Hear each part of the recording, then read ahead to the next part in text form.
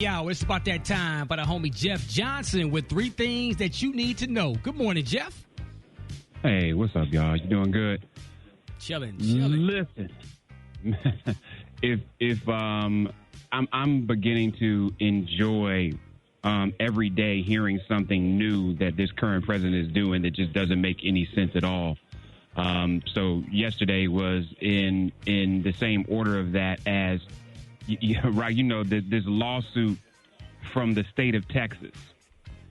And so for those of you who didn't hear it, the state of Texas filed a lawsuit to the Supreme Court about elections that took place in other states. The big news? It's insane. Like, literally. Like, I don't even know if y'all understand how insane this is. You have somebody from the state of Texas that is trying to file a suit in the Supreme Court of the United States about votes that were cast in Georgia, Wisconsin, Michigan, and Pennsylvania. Like, there's literally no legal precedent for it. The Supreme Court obviously isn't gonna hear it. But Rock, when you think about the amount of money that is being wasted by this administration every single day to do foolishness like this in the midst of a pandemic, it's even more offensive than it actually sounds. And Jeff, Special K, 17 other states done joined in on the lawsuit. Crazy. And the thing is, there is no lawsuit, right? I mean, they don't have the ability. There's no way that the Supreme Court even would hear it. And so it's going to be the shortest kind of presentation to the Supreme Court ever, because there's no legal precedent for it at all. And that's why, and this in the middle of the fact that we are having higher levels of coronavirus deaths than we've ever had before. And you got the president of the United States at a Hanukkah party last night talking about we gonna win this election. I mean, the absurdity of it, as sometimes entertaining as it is, it's offensive, it's dangerous.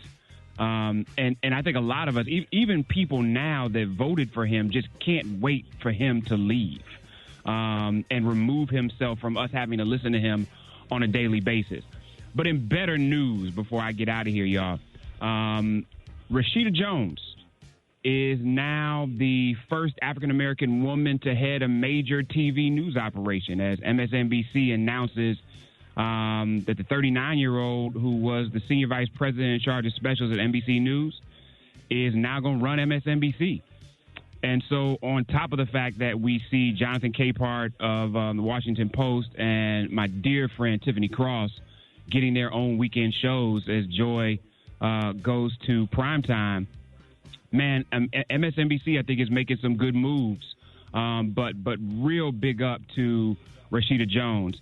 The fact that we now have a sister running a cable news network, I think is fantastic. And obviously, for those of us that are critics of cable news, I don't think we're going to see unbelievable changes there. The fact that we have a sister there, though, I'm incredibly encouraged by. And so I want to celebrate her and want to support her as hopefully this is a transition for MSNBC to yet another place that is even more reflective. And I think, Rock, Special K, too, that there's this Black News Network that's being launched as well.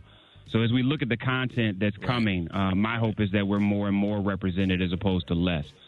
So those are 3 things I got for you. Y'all can hit me at Jeff's Nation on all social media. Y'all have a good Thursday and weekend. I'll check y'all next week.